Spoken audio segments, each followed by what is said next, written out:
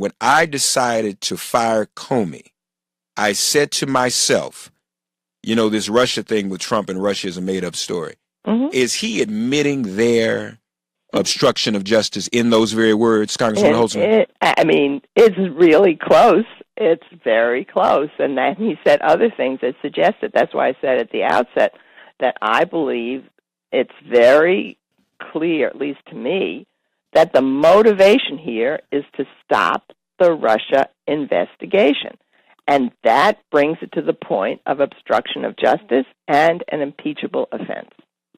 Well, it just seems to me mentioning Russia in the same sentence as firing Comey, I think that a good attorney or investigator could make a very strong case. You say it's close.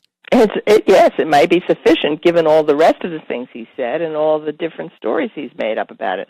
This is the same thing as Richard Nixon. He always had a different story, not quite as many. He didn't have as fertile as imagination as Donald Trump, but he made up many. There were many excuses for this. First, he did a report, then he didn't do a report. He did an investigation. He didn't do an investigation of what happened at Watergate.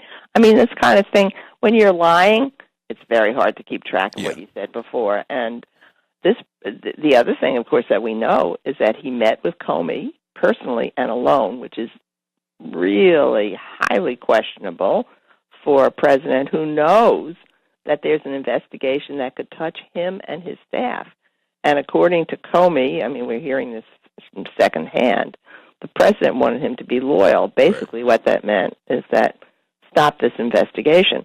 If that's believed by any jury or believed by the Congress, that's also an obstruction of justice, and that's also an impeachable offense.